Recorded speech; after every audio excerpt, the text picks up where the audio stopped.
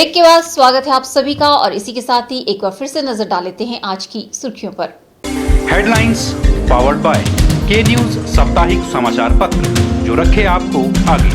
को sponsored by स्वर्ण आभा jewellers जो दे 100% शुद्धता की गारंटी और ब्लूमिंग वैली जो आपके अपनों तक पहुंचाए आपका प्यार। स्वास्थ्य मंत्री कौल सिंह ठाकुर ने डायरिया के प्रकोप पर दी प्रतिक्रिया, कहा विभाग को पानी के सैंपल भरने के दिए जा चुके हैं निर्देश।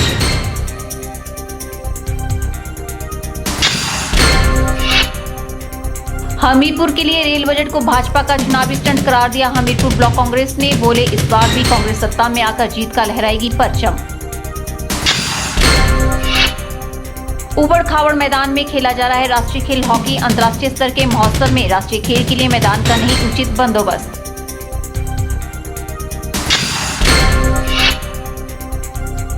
और द फिनिक्स स्कूल में स्पोर्ट्स मीट का किया गया आयोजन, बच्चों ने उत्साह के साथ प्रतियोगिताओं में लिया भाग।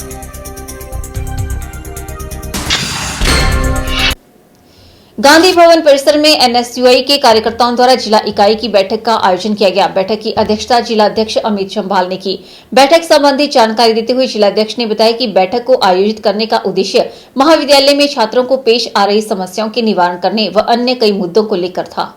का मेन उद्देश्य यही है कि हमारे जितने भी मंडी के डिस्ट्रिक्ट के जितने भी हमारे विद्यालय हैं, महाविद्यालय हैं, कॉलेज है, उनका जो भी कार्यकारिणी सदस्य है उनका एक एनएसयूए का निर्देश कराया जा रहा है ताकि आने वाले हमारे संगठन को किस तरीके से मजबूती दिलाई जाए। और इसी के साथ साथ हमारे जितने भी कैंपस कार्यकारिणी के कैंपस अध्यक्ष और उनके नीचे जो कार्यकारिणी चलती है उनके छात्रों को यहाँ पे एकत्रित करके थोड़ा सा एनएसयूए के बारे अवगत कराया जाएगा। और जैसे कि अभी हाल ही में पूरे राज्य में छुट्टियां पड़ी थी कॉलेजों में, तो सारे कॉलेज में मैक्सिमम काम बंद ही रहा है सभी छात्र संगठनों का। तो हम एक शुरुआत करना चाहते हैं। अब जैसे ही छुट्टियां समाप्त होगी 10 फरवरी से, तो हमने 8 फरवरी को एक एनएसयूए की मीटिंग इसलिए कराई ताकि जैसे ही कॉलेज स्टार्ट होंगे तो एनएसयूए किस स्तर से और किस माध्यम से कॉलेज में जाके काम करेगी और छात्रों की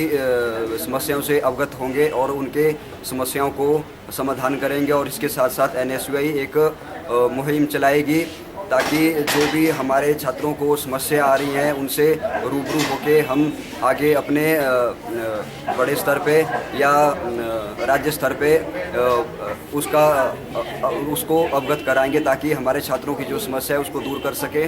और यही रहेगा कि हमारी जो मीटिंग है उसका मेन मोटो यही रहेगा कि किस तरीके से कॉलेज में जाके अब सबने एक साथ मिल के काम करना। नगर परिषद हमीरपुर ने अतिक्रमण हटाओ मुहिम को अंजाम देते हुए 3 दुकानदारों का सामान जब्त कर लिया है। बता दें कि नगर परिषद के अधिकारी पहले भी दुकानदारों को चेतावनी दे चुके थे, लेकिन फिर भी कुछ दुकानदार मामले की अवहेलना करते हुए पाए गए। अब जुर्माना अदा करने के बाद ही दुकानदार अपना सामान वापस ले पाएंगे। हमीरपुर नगर परिषद ने दुकानदारों द्वारा अवैध रूप से दुकान से बाहर सामान रखने पर 3 दुकानदारों का सामान जब्त कर लिया है और अन्य दुकानदारों को चेतावनी देकर छोड़ दिया है। नगर परिषद के अधिकारी दुकानदारों को पहले भी चेतावनी दे चुके थे, जिसके बाद अधिकारियों ने बाजार का दौरा किया। सुपरवाइजर नगर परिषद राजेंद्र सिंह ने जानकारी देते हुए बताया कि सभी दुकानदारों को चेतावनी दी गई थी और जिन्होंने सामान नहीं हटाया था उन दुकानदारों का सामान उठा लिया गया और जिन्होंने पीली लाइन के ऊपर दुकान का सामान रखा था उनको चेतावनी देकर छोड़ दिया गया है और जिनका सामान जब्त हुआ है उन दुकानदारों को जुर्माने की भरपाई करनी होगी, तभी वे अपना सामान वापस ले जा पाएंगे। उन्होंने बताया कि यह मुहिम आगे भी जारी रहेगी।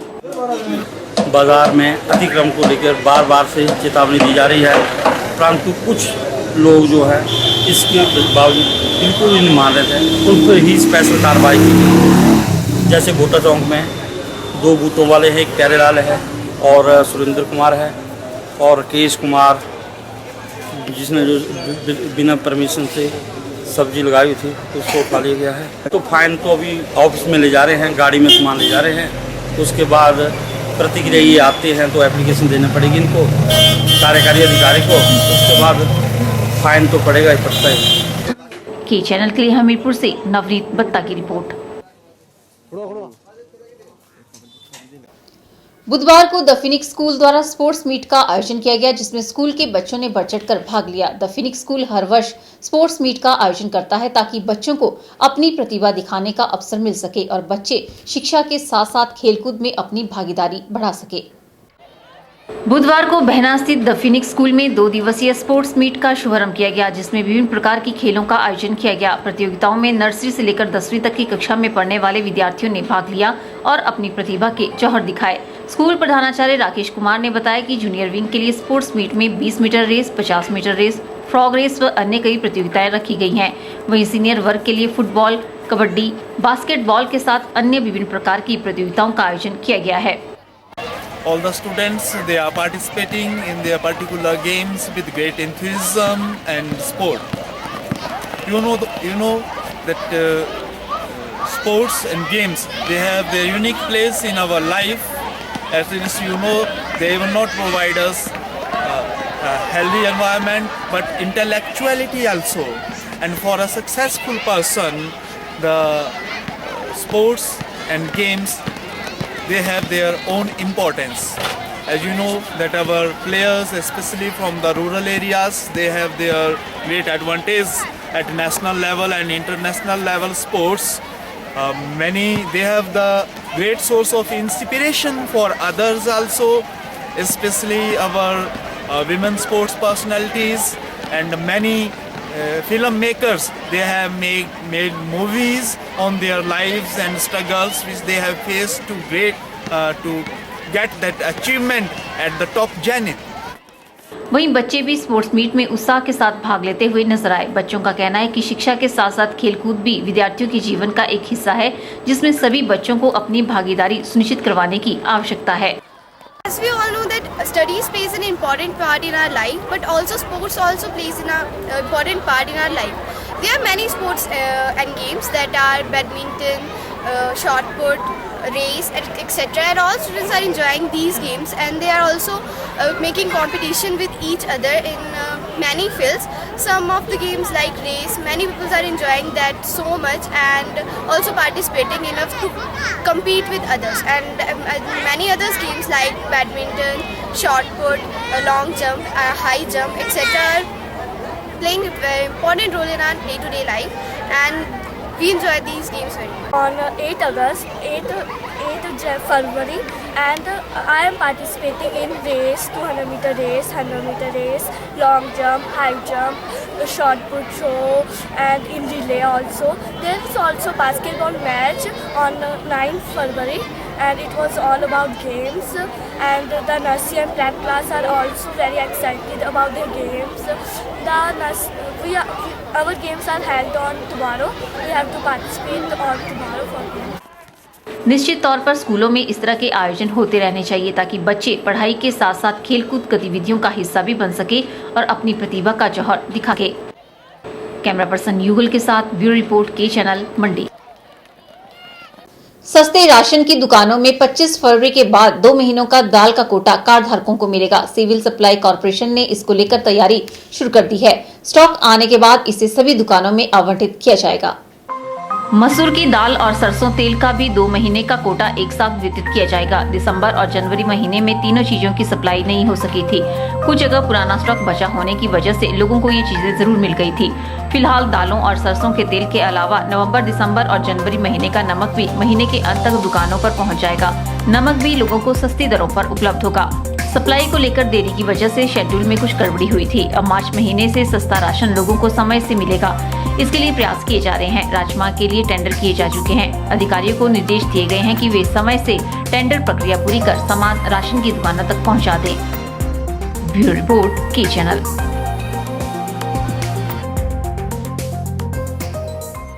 वक्त तो चला है एक और ब्रेक का। ब्रेक के बाद भी खबरों का सिलसिला यूं ही जारी रहेगा। आप बने रहिए हमारे साथ।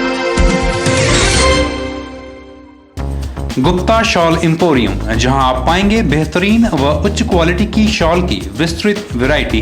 यहां pure woollen Kullu shawl, Kashmiri shawl, angora shawl, cashmilon shawl, feather shawl, pashmina shawl के साथ ही शॉल की और भी बहुत सी वैरायटी उपलब्ध है। तो देर न कीजिए और आज ही पहुंचे गुप्ता शॉल एम्पोरियम, सब्जी मंडी के साथ नेर चौक, डिस्ट्रिक्ट मंडी। मोबाइल 9459125400। वक्त हो चला है के एक्सप्रेस का। हिमाचल की फटाफट खबरें जानने के लिए आप देखिए के एक्सप्रेस।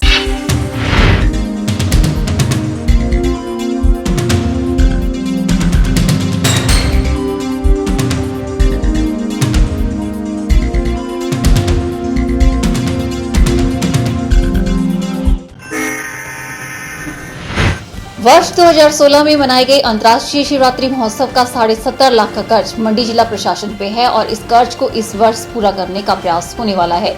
गत वर्ष जो शिवरात्रि महोत्सव हुआ था उसमें 2,48,51,000 रुपए की आमदनी हुई थी, जबकि मेला समिति का कर्ज 2,66 लाख रुपए हुआ था। यह आंकड़े बुधवार को आयोजित शिवरात्रि महोत्सव की विशेष बैठक में स्वास्थ्य मंत्री कौल सिंह ठाकुर ने पेश किए। शिवरात्रि महोत्सव की विशेष बैठक में कौल सिंह ठाकुर ने बताया कि गत वर्ष आमदन कम और खर्चा ज्यादा हुआ है, इसलिए जो अतिरिक्त खर्च हुआ है उसे इस वर्ष पूरा करने का प्रयास किया जाएगा। कौल सिंह ठाकुर ने जिला प्रशासन को निर्देश दिए कि जो महोत्सव आयोजित किया जा रहा है उसमें सभी की भागीदारी सुनिश्चित की जाए ताकि किसी को कोई मलाल न रहे और बड़े ही सौहार्दपूर्ण वातावरण में मेले का आयोजन हो सके। वहीं कौल सिंह ठाकुर ने सभी विभागों, बोर्डों और निगमों के अधिकारियों को निर्देश दिए हैं कि वो शिवरात्रि महोत्सव के दौरान विभागीय प्रदर्शनियां जरूर लगाएं ताकि लोगों को इन प्रदर्शनियों के माध्यम से विभागों की योजनाओं की जानकारी मिल सके। कौल सिंह ठाकुर ने जिला प्रशासन द्वारा की जा रही तैयारियों की प्रशंसा की और कहा कि मेला समिति ने सभी उप समितियों के गठन की प्रक्रिया को पूरा कर लिया है।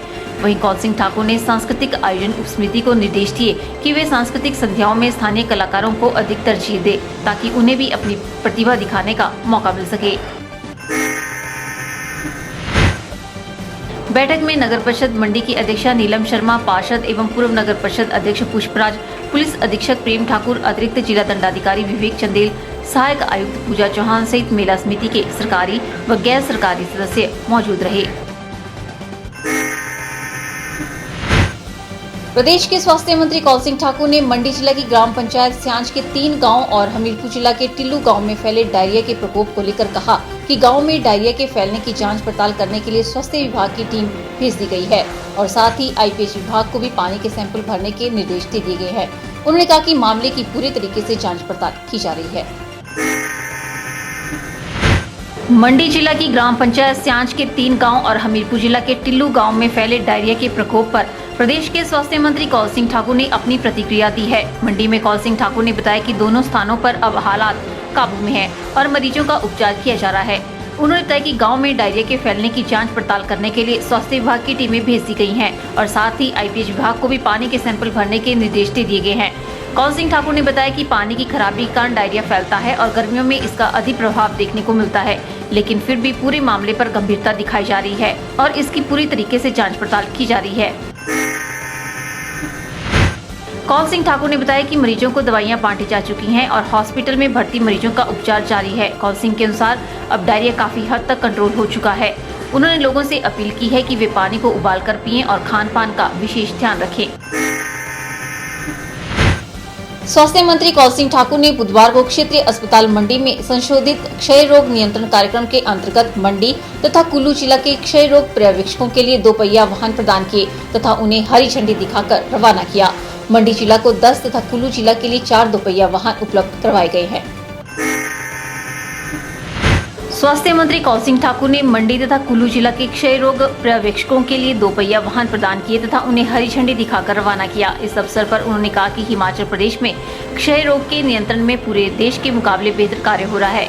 उन्होंने कहा कि RNTCP पर्यवेक्षक इस कार्यक्रम की रीढ़ है जो कि क्षय रोगियों को सभी स्वास्थ्य संस्थानों में टीबी खुराक देना सुनिश्चित करते हैं। इसके अतिरिक्त रोगियों के घरों में जाकर उन्हें नियमित खुराक लेने के लिए प्रोत्साहित करते हैं और नए रोगियों को पहचानने में भी सहायता करते हैं। उन्होंने कहा कि प्रदेश सरकार द्वारा इन पर्यवेक्षकों के लिए 69 2 पहिया वाहन चरणबद्ध ढंग से उपलब्ध करवाए जा रहे हैं, जिनमें 56 मोटरसाइकिल तथा 13 स्कूटी शामिल है। उन्होंने कहा कि पूर्व में क्षय रोगियों को 6 या 7 दवाएं एक साथ खानी पड़ती थी, जबकि अब हिमाचल प्रदेश में एक ही दवा प्रतिदिन की दर से खुराक दी जा रही है ताकि रोगी को इसे नियमित तौर पर लेने में आसानी हो। स्वास्थ्य मंत्री ने बताया कि प्रथम चरण में बिलासपुर, ऊना और हमीरपुर जिला को 14 2 पहिया वाहन उपलब्ध करवाए जा चुके हैं और आज मंडी जिला के 10 तथा कुल्लू जिला को 4 2 पहिया वाहन उपलब्ध करवाए गए। उन्होंने कहा कि अन्य जिलों में भी शीघ्र ये उपलब्ध करवा दिए जाएंगे। उन्होंने कहा कि इसके अतिरिक्त प्रदेश में 40 चौपहिया वाहन भी ब्लॉक स्तर पर क्षय रोग कार्यक्रम के लिए उपलब्ध करवाए गए हैं और हिमाचल प्रदेश पूरे देश में ऐसा पहला राज्य है जहां ब्लॉक स्तर पर यह वाहन उपलब्ध करवाए गए हैं। इस अवसर पर जिला कांग्रेस कमेटी के महासचिव चंद्रशेखर ठाकुर, मुख्य चिकित्सा अधिकारी दिशा शर्मा, वरिष्ठ चिकित्सा अधीक्षक टीसी महंत, जिला स्वास्थ्य अधिकारी जोगेंद्र ठाकुर सहित अन्य गणमान्य व्यक्ति मौजूद रहे। बड़सर में कांग्रेस नेताओं के बीच हुई लड़ाई पर प्रतिक्रिया देते हुए जिला कांग्रेस के नेताओं का कहना है कि यह लोकतंत्र है जहां आपसी मतभेद होते रहते हैं और जो नेता इसमें सम्मिलित हैं उनकी रिपोर्ट बनाकर प्रदेशाध्यक्ष को भेज दी गई है और उन पर कार्रवाई की जाएगी। यह प्रतिक्रिया कांग्रेसी नेताओं ने हमीरपुर ब्लॉक कांग्रेस की बैठक के दौरान जाहिर की। साथ ही उन्होंने हमीरपुर के लिए रेल बजट को भाजपा का सिर्फ चुनावी स्टंट करार दिया है। कांग्रेस की बैठक लोक निर्माण विभाग रेस्ट हाउस हमीरपुर में हुई, जिसकी अध्यक्षता ब्लॉक अध्यक्ष सुनील कुमार ने की। बैठक में मुख्यमंत्री वीरभद्र सिंह के भविष्य में होने वाले दौरे को लेकर रणनीति बनाई गई, जिसमें वे करोड़ों के शिलान्यास जनता को समर्पित करेंगे। इस मौके पर पूर्व विधायक कुलदीप सिंह पठानिया ने जानकारी देते हुए बताया कि बैठक में प्रदेश सरकार द्वारा चलाई जा रही योजनाओं के बारे में भी जानकारी दी गई, जिनको कार्यकर्ता जनता तक पहुंचाएंगे। उन्होंने कहा कि आने वाले चुनावों में फिर से कांग्रेस की सरकार सत्ता में आएगी और प्रदेश का नेतृत्व करेगी। वहीं उन्होंने बड़सर में सीपीएस और पूर्व विधायक के बीच हुई लड़ाई पर प्रतिक्रिया देते हुए कहा कि यह लोकतंत्र है, इसमें छोटी मोटी मामले सुलझा लिया जाएगा। वहीं जिला अध्यक्ष नरेश ठाकुर ने हमीरपुर के लिए रेल बजट पर प्रतिक्रिया देते हुए कहा कि बीजेपी सिर्फ चुनावी स्टंट बनाकर जनता को गुमराह कर रही है। उन्होंने कहा कि मीडिया के माध्यम से ही रेल को जनता तक पहुंचाया जा रहा है। उन्होंने बड़सर में दो नेताओं की लड़ाई के बारे में बताया कि जिला कांग्रेस ने इसकी जानकारी प्रदेश अध्यक्ष को दे दी है और जो दोषी होगा उस पर कार्रवाई की जाएगी। बैठक में कांग्रेस कार्यकर्ता मनोज, जोगिंदर, राजेश, रीता खन्ना, अश्विनी कुमार भी विशेष तौर पर मौजूद रहे। सस्ते राशन की दुकानों में 25 फरवरी के बाद 2 महीनों का दाल का कोटा कार्ड धारकों को मिलेगा। सिविल सप्लाई कॉर्पोरेशन ने इसको लेकर तैयारी शुरू कर दी है। स्टॉक आने के बाद इसे सभी दुकानों में आवंटित किया जाएगा। मसूर की दाल और सरसों तेल का भी 2 महीने का कोटा एक साथ वितरित किया जाएगा। दिसंबर और जनवरी महीने में तीनों चीजों की सप्लाई नहीं हो सकी थी। कुछ जगह पुराना स्टॉक बचा होने की वजह से लोगों को ये चीजें जरूर मिल गई थी। फिलहाल दालों और सरसों के तेल के अलावा नवंबर, दिसंबर और जनवरी महीने का नमक भी महीने के अंत तक दुकानों पर पहुंच जाएगा। नमक भी लोगों को सस्ती दरों पर उपलब्ध होगा। सप्लाई को लेकर देरी की वजह से शेड्यूल में कुछ गड़बड़ी हुई थी। अब मार्च महीने से सस्ता राशन लोगों को समय से मिलेगा। इसके लिए प्रयास किए जा रहे हैं। राजमाह के लिए टेंडर किए जा चुके हैं। अधिकारियों को निर्देश दिए गए हैं कि वे समय से टेंडर प्रक्रिया पूरी कर सामान राशन की दुकानों तक पहुंचा दें। सरकारी भूमि पर कब्जाधारियों के लिए राहत वाली खबर है। प्रदेश सरकार 5 बीघा तक की कब्जाई जमीन का सशर्त नियमित करेगी। इसके लिए सरकार ने योजना का मसौदा तैयार किया है। इस आशय का खुलासा राजस्व मंत्री कौल सिंह ठाकुर ने किया। वह अतिक्रमण के मामलों के आकलन और समीक्षा के लिए गठित उच्च स्तरीय कमेटी की बैठक में बोल रहे थे। मंत्री ने कहा कि छोटे व सीमांत किसानों को एक मुश्त राहत प्रदान की जाएगी। इस उद्देश्य से प्रदेश सरकार सरकारी भूमि पर कब्जे के मालिकाना हक दिलाने के लिए एक योजना बना रही है। उन्होंने कहा कि किसानों व बागवानों की आजीविका के अधिकारों की रक्षा के लिए सरकार ने इस योजना का मसौदा भी तैयार किया है। हालांकि सरकार बड़े कब्जाधारियों को राहत नहीं देगी। राजस्व मंत्री ने कहा कि नई योजना के अनुसार जिस किसी व्यक्ति की अपनी भूमि और उसे प्रदान की गई कुल भूमि 10 बीघा से अधिक न हो, उसे सरकार राहत देगी, बशर्ते उसके कब्जे में शामिल बाकी भूमि को खाली कर दिया गया है। उन्होंने कहा कि मालिकाना अधिकार न्यूनतम दरों पर प्रदान करने का प्रस्ताव रखा गया है। इसके लिए किसी भी व्यक्ति को संबंधित एसडीएम अथवा सहायक बंदोबस्त अधिकारी के समक्ष लिखित रूप में आवेदन करना होगा। कौल सिंह ठाकुर ने कहा कि गाँव के आम उपयोग जैसे सड़कों, वनों व मेला मैदान आदि के लिए उपयोग में लाई जा रही भूमि को आवंटित नहीं किया जाएगा। ऐसे मामलों में जहां कब्जाधारी अंतिम निर्धारित तिथि से 2 वर्षों के अंदर बेदखल हो चुका है, उस भूमि को भी प्रदान करने के योग्य माना जाएगा। लेकिन इसके लिए वह शर्त रखी गई है कि ऐसे मामलों को अगस्त 2015 से पहले दर्ज किया गया हो। उन्होंने कहा कि किसानों द्वारा सरकारी भूमि पर किए गए अतिक्रमण के बदले प्रदेश सरकार निजी भूमि के विनिमय को भी स्वीकृत। आज के बुलेटिन में फिलहाल इतना ही। सपना ठाकुर को दीजिए इजाजत। नमस्कार।